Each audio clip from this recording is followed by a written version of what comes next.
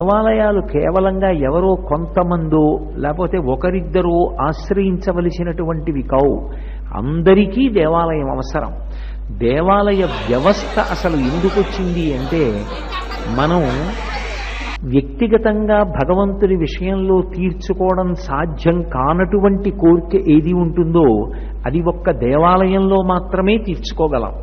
నేను మీతో ఒక ఉదాహరణ చెప్పాలి అంటే, ఈశ్వరుణ్ణి ఇంట్లో పూజ చేస్తాం, కానీ పూజామందిరంలో ఉండేటటువంటి విగ్రహం నాకు నచ్చింది కదా అని ఒక 6 అడుగుల విగ్రహాన్ని తీసుకొచ్చి పెట్టడాన్ని శాస్త్రం అంగీకరించదు. ఎందుకు చెయ్యకూడదు అంటే, తస్మాత్ శాస్త్రం ప్రమాణంతే కార్యాకార్య వ్యవస్థితవు అంటాడు గీతాచార్యుడు. ఒక పని చెయ్యొచ్చా చెయ్యకూడదా, ఒకవేళ ఒక పని చెయ్యొచ్చు అంటే ఆ పనిని అసలు ఎలా చెయ్యాలి అన్నది చెప్పడానికి అధికారి ఒకడు ఉంటాడు. ఎవరు దానికి అధికారి అంటే శాస్త్రం ఒక్కటే. శాసనాత్ శంసనాత్ ఇది శాస్త్ర.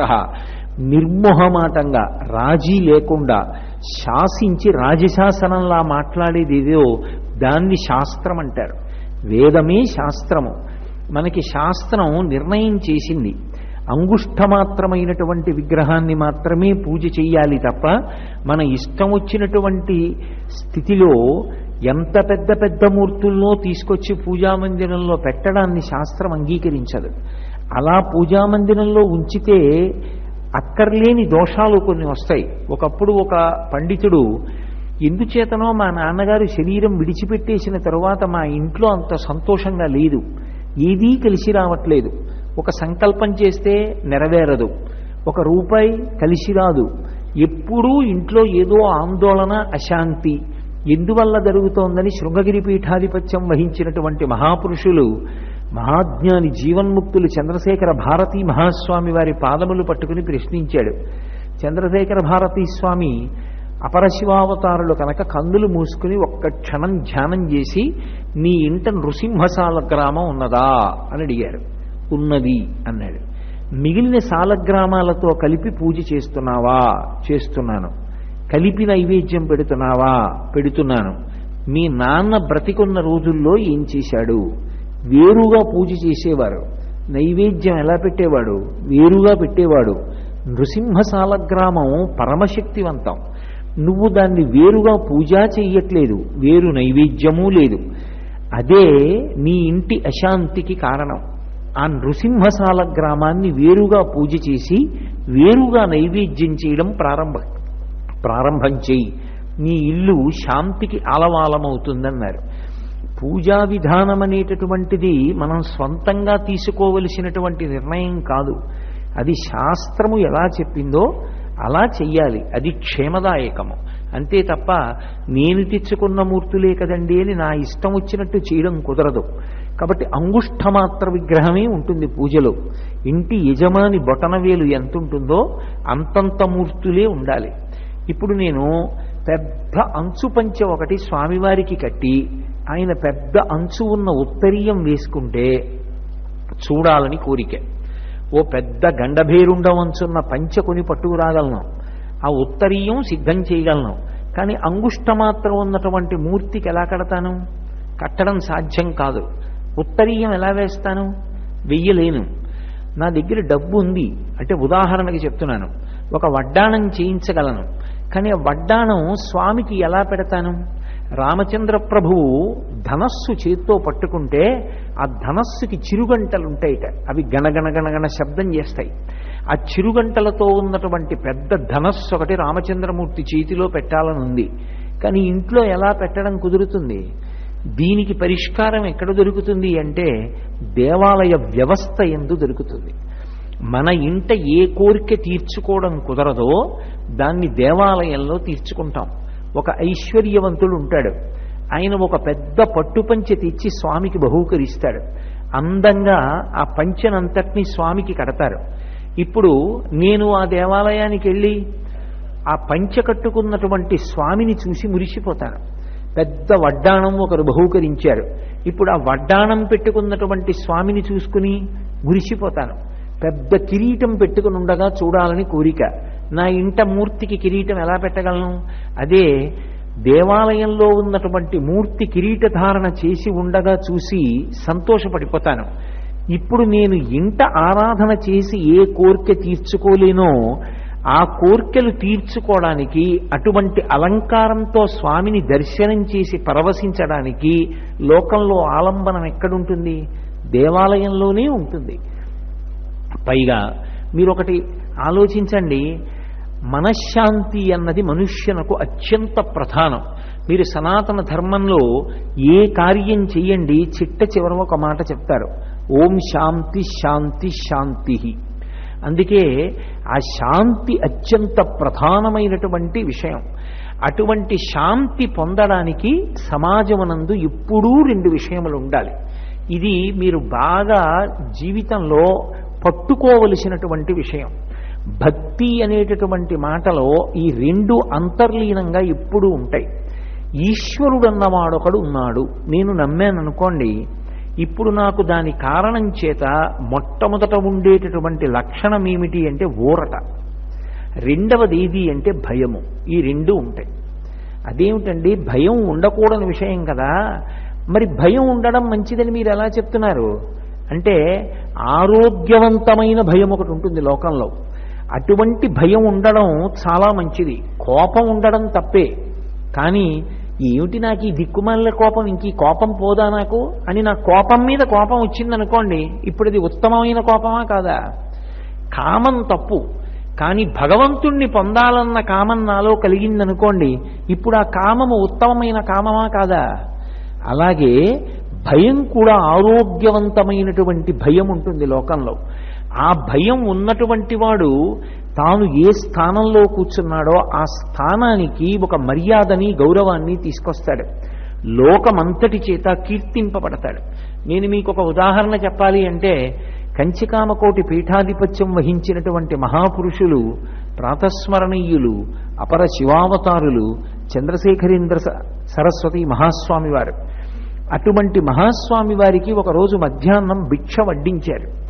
ఆయన భిక్షాస్వీకారం చేస్తూ వంటవాడి వంక తిరిగి, ఇదేం పప్పు, చాలా రుచిగా ఉంది అన్నారు. అయ్యా అది తోటకూర పప్పు అన్నాడు. చాలా బాగుంది అని తిన్నారు. మరునాడు కూడా తోటకూర పప్పు వేశాడు. ఎక్కడది అని అడిగారు. మీకు ఇష్టమని పీఠానికి వచ్చేటటువంటి సందర్శకులకు, భక్తులకు చెప్పాను. మోపులు మోపులు తోటకూర తెచ్చారు. 3వ రోజు, 4వ రోజు, 5వ రోజు తోటకూర పప్పు వేశాడు. 6వ రోజు భిక్ష వేల్టికి మహాస్వామి లేవలేదు. అయ్యా భిక్షకి వస్తారా అని అడిగారు. రావట్లేదన్నారు. తిన్నగా గోశాలలోకి వెళ్ళి గోమూత్రాన్ని ఆచమనం చేసి గోమయాన్ని తీసి నాలుక మీద రాసుకుని శుద్ధి చేసుకుని వెళ్ళిపోయారు తను ఉండేటటువంటి ప్రాంగణంలోకి. 1 రోజు అయిపోయింది, 2 రోజులు అయిపోయింది, 3 రోజులు అయిపోయింది, ఆయన భిక్ష స్వీకరించట్లేదు. భిక్ష వేల్టికి గోశాలలోకి వెళ్ళడం, గోమయంతో ఆచమనం చేయడం, గోమయాన్ని తీసి నాలుక మీద రుద్దుకోవడం, వెళ్ళిపోవడం. శ్రీకార్యం హడిలిపోయాడు. అంటే పీఠ కార్యక్రమాలు నిర్వహించే వ్యక్తి. మహాస్వామికి ఏమైంది? 3 రోజులైంది ఆయన భిక్ష చేసి. ఇలా అయితే శరీరం ఎలా నిలబడుతుంది? పరుగు పరుగున వచ్చాడు. మా వల్ల ఏదైనా అపరాధం జరిగిందా? మహాస్వామి ఎందుకు పదార్థం తీసుకోవట్లేదని అడిగాడు. ఆయన అన్నారు, ఎక్కడికైనా వెడితే నా పేరు తెలియకపోవచ్చు, కానీ నేను ఏ ఊరు వెళ్ళినా శంకరాచార్యుల వారు వస్తున్నారు అంటారు. చంద్రశేఖరేంద్ర సరస్వతి స్వామివారన్న పేరు తెలియకపోవచ్చు, మా గురువులు ఇచ్చిన యోగ పట్టా తెలియకపోవచ్చు, కానీ నేను కట్టుకున్నటువంటి ఏకవస్త్రం, నేను కట్టుకున్న కాషాయం, నేను పట్టుకున్న సత్యదండం చూస్తే శంకరాచార్యుల వారు వస్తున్నారంటారు. ఇప్పుడు ఈ స్వామికి తోటకూర పప్పిష్టం అని ఊళ్ళో ప్రచారం జరిగితే, నేను ఎక్కడికి వెళ్ళినా సరే ఆయనకి తోటకూర లేకపోతే తినలేరని భక్తులు వెళ్ళి తోటకూర తెస్తూ ఉంటారు. అకాలమైనటువంటి కాలం ఒకటి ఏర్పడుతుంది, అప్పుడు తోటకూర దొరకదు. ఒక్కొక్క ఋతువులో ఈ స్వాములారికి తోటకూర తేలేక చస్తున్నామంటారు. ఆ అపకీర్తి నాకు కాదు, శంకరాచార్యుల వారు అని పిలిపించుకున్న ఈ మాట ఈ పీఠాలకన్నిటికీ కూడా కారణమైనటువంటి మహాపురుషుడు శంకరాచార్యుల వారికి వెడుతుంది. ఆయన పేరు పెట్టి నన్ను పిలిచినందుకు నేను ఎంత జాగ్రత్తగా బతకాలి. సన్యాసం తీసుకున్నవాణ్ణి, కాషాయం కట్టుకున్నవాణ్ణి పొరపాటున రుచికి లొంగి తోటకూర పప్పు బాగుందన్నాను. వంటవాడి తప్పే ఉంది? 2వ రోజు తోటకూర పప్పు వేశాడు, 3వ రోజు తోటకూర పప్పు వేశాడు. కానీ శంకరాచార్యుల వారు వస్తున్నారు అని అనిపించుకోవలసినటువంటి అంత ప్రముఖమైన స్థానంలో ఉన్న నేను కేవలంగా జిహ్వేంద్రియానికి లొంగిపోయి అలా అనిపించుకోవడం ఇష్టం లేక చేసిన దోషం పోవడానికి భిక్షాసమయం అవ్వగానే గోశాలకి వెళ్ళి గోమూత్రంతో ఆచమనం చేసి గోమయాన్ని నాలుక మీద రుద్దుకుని నా నాలుకని శుద్ధి చేసుకుంటున్నాను. ఇంకెప్పుడూ నేను రుచికి లొంగకుండెదనుగాక అన్నారు. ఇది శంకర భగవత్పాదుల పట్ల వారికి ఉన్నటువంటి భయం. ఈ ఆరోగ్యవంతమైనటువంటి భయం ఏది ఉంటుందో అది మనుష్యుణ్ణి మంచి మార్గంలో నడిపిస్తుంది. ఆ భయం అన్నది లేదనుకోండి, అసలు మనిషి ఎవరికి భయపడతాడు? మనిషి తనంత తాను వశపడాలి తప్ప అసలు వశపడనిది లోకంలో ఎందుకు పనికిరాదు.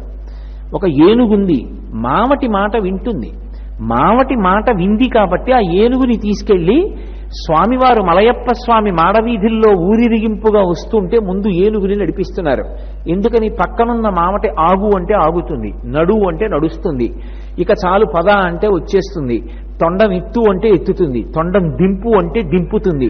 నేను ఇంత లావునున్నాను, మావటంత సన్నగా ఉన్నాడు, అతని మాట నేను వినడం ఏమిటని ఏనుగు తనంత తాను స్వాతంత్ర్యాన్ని ప్రకటించుకుని విజృంభిస్తే ఆ ఏనుగుని మాడవీధుల్లో మలయప్ప స్వామి ముందు నడిపిస్తారా?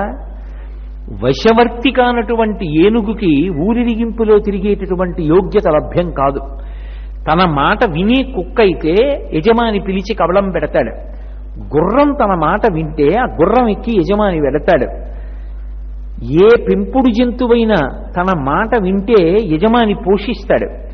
అసలు లొంగకపోవడం అనేటటువంటిది జీవితంలో అన్నిటికన్నా ప్రధానమైనటువంటి ప్రమాదం. తనంత తానుగా వశపడాలి. సముద్రమంతటిది తనకి తానుగా వశపడింది. నేను చెలియలి కట్టని పెట్టుకుంటున్నాను, ఈ చెలియలి కట్ట దాటి నేను రాను, నాకు శక్తి ఉన్నా నేను ఈ చెలియలి కట్టని దాటి ఊరి మీద పడను, ఇక్కడి వరకే వచ్చి వెనక్కి వెళ్ళిపోతానంది. ఏమి సముద్రానికి చేత కాక రాలేదా ఊరి మీదకి? నేను రాను అని తనకి తాను నియమం విధించుకొని తాను వెనక్కి వెళ్ళిపోయింది. అలా మనిషి లొంగాలి ఎవరికో ఒకరికి. తల్లికి లొంగుతావా, తండ్రికి లొంగుతావా, గురువుకి లొంగుతావా, దైవానికి లొంగుతావా, స్నేహితుడికి లొంగుతావా, ఎవరికి లొంగుతావన్నది నిర్ణయం తీసుకోవాలి. ఎవరికి లొంగావన్న దాంట్లో లొంగిపోవడం ప్రధానం కాదు, అవతలవాడు ధార్మికుడై ఉండడం ప్రధానం. లేకపోతే ఆ లొంగిపోవడం కూడా ఒక్కొక్కప్పుడు ప్రమాదానికి దారితీస్తుంది. కర్ణుడు దుర్యోధనుడికి లొంగాడు, ఉపయోగం ఉందా? హనుమ రామచంద్రమూర్తికి లొంగారు, భవిష్యత్ బ్రహ్మ అయ్యారు, చిరంజీవి అయ్యారు. నువ్వు ఎవరికి వశవర్తివి కావాలో వారికి వశవర్తివి కావాలి. అసలు అలా వశపడని వాడు దేశంలో ఎవరికీ ఉపయోగపడలేడు. నేను ఎవరికీ లొంగను అన్నవాడు పరమ ప్రమాదకరమైన వ్యక్తి. నేను ఎంత ఉద్రేకంలో ఉండనివ్వండి, వారు వచ్చి హా అంటే చాలా ఆగిపోతాను, నాకు వారి పట్ల ఉన్న గౌరవం అటువంటిది అని ఎవరో ఒకరికి వశవర్తి కావాలి. అలా వశపడిన వాడెవరో వాడు ఆరోగ్యవంతమైన భయం ఉన్నవాడు. అందరికీ ఎవరి పట్ల భయం ఉండాలి అంటే పరమేశ్వరుడి పట్ల భయం ఉండాలి. అది ఎటువంటి భయం? ఆరోగ్యవంతమైన భయం అయి ఉండాలి. ఆయన ఉన్నాడు, ఎక్కడో వీధి చివర దేవాలయంలో కాదు, ఆయన అన్నీ అక్కడి నుంచి నా పూజా మందిరంలో మూర్తిలోకి వచ్చి ఉన్నాడు, చూస్తున్నాడు నేనేం చేస్తున్నాను. మళ్ళీ రేపు పొద్దున్న వెళ్ళినప్పుడు నువ్వు నిన్న ఏం చేసి నా దగ్గరికి వచ్చావు అని అడుగుతాడు. కాబట్టి వద్దు నాకు అనుకున్న నాడు సమాజం ప్రశాంతంగా ఉంటుంది. అసలు శాంతి అన్న మాట దేంట్లోంచి వస్తుంది అంటే భక్తిలోంచి వస్తుంది. భక్తి ఛాందసత్వం కాదు. భక్తి ఎక్కడ ఉందో అక్కడ వాడు సమాజానికి ఉపయోగపడతాడు. భక్తి ఎక్కడ ఉందో అక్కడ తనకి తానుగా ధర్మాత్ముడవుతాడు. ఎందుకని అంటే రేపు పొద్దున నేను ఈశ్వరుడి దగ్గర ఏ ముఖం పెట్టుకుని నిలబడను పూజా మందిరంలో అన్న భయం ఉంటుంది. రెండవది ఊరట ఉంటుంది. ఊరట అంటే ఒక నిస్సహాయ స్థితి అంకురిస్తుంది ఒకానొకప్పుడు. అప్పుడు మనం చెయ్యడానికి అని ఏముండదు. గజేంద్ర మోక్షణంలో పోతన గారు ఒక అద్భుతమైనటువంటి పద్యం చెప్తారు. మకరితోడపోరు మాతంగ విభుని ఒక్కరిని డించిపోవ కాళ్ళు రాక కోరి చూచుచుండే కుంజరీయూధంబు మగలు తగులు కారు మగువలకును అంటారు. ఒంట్లో ఓపికన్నప్పుడు ఎప్పుడూ గుడికి వెళ్ళలేదు, కానీ ప్రాణాపాయం ఏర్పడి ఎక్కడో వైద్యశాలలో పడుకోపెట్టబడి ఒంటి నిండా గొట్టాలు పెట్టబడి చుట్టూ యంత్రాలు అమర్చి ఉంటే గీతల రూపంలో ఊపిరి తెలుస్తుంటే ఉంటాడో ఉండడో అని దూరబంధువులు కూడా వచ్చి అద్దంలోంచి చూస్తుంటే అప్పుడు అందరికన్నా దగ్గరగా ఉన్నవాడు, రక్షించగలిగిన వాడిగా కనపడేవాడు పరమేశ్వరుడు ఒక్కడే. అటువంటి పరమేశ్వర స్థానం ఆ దేవాలయం. ఆ దేవాలయం ఊరటకి కేంద్రం.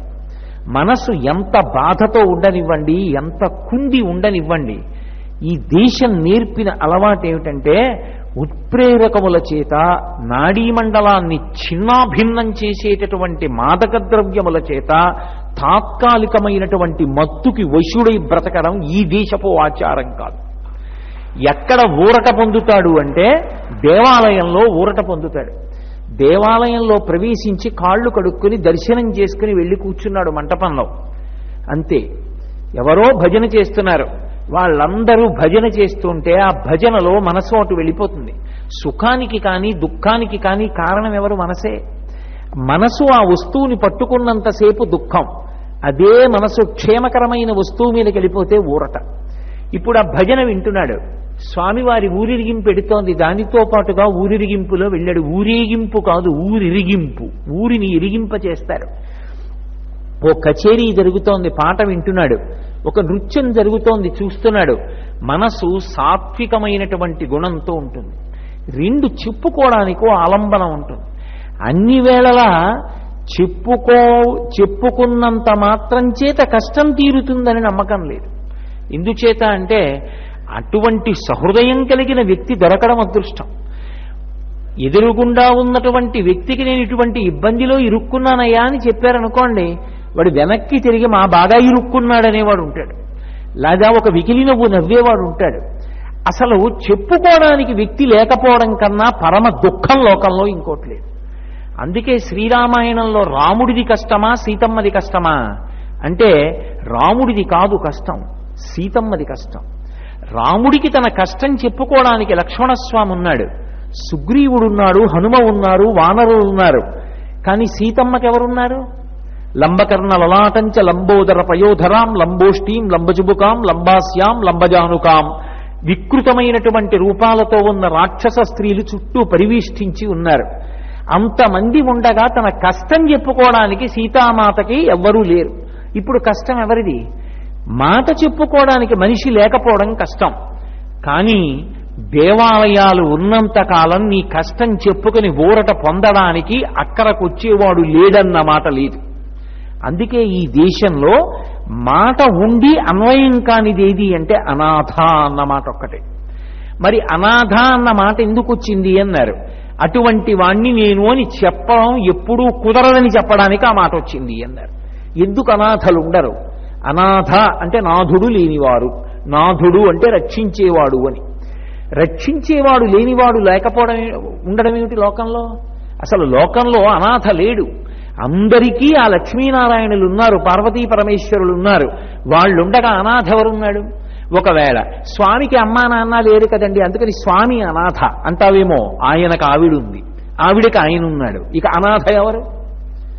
అసలు అనాథ అన్న మాట అన్వయం కాదు, ఎవరూ అనాథలు కాదు. ఇంతమంది ఉండగా అనాథ ఎందుకుంటాడు లోకంలో? ఎవరూ అనాథ కాడు. అనాథ అన్నది భయంలోంచి వచ్చినటువంటి ఒక భావన తప్పించి అనాథ అన్న మాట ఎవరికీ అన్వయము కాదు. దానికి ఎక్కడ ఒక సాక్ష్యం దొరుకుతుంది? ఊళ్ళో ఉన్న దేవాలయమే అందరికీ నాథుడున్న ప్రదేశం. ఎంత కష్టంలో ఉండు దేవాలయానికి వెళ్ళి చెప్పుకుంటాడు, ఈశ్వరా ఈ ఇబ్బంది కలిగింది, మీరు తప్ప నన్ను ఆదుకునేవారెవరు, మీరు రక్షించాలని ఈశ్వరుణ్ణి ప్రార్థన చేసుకుంటాడు.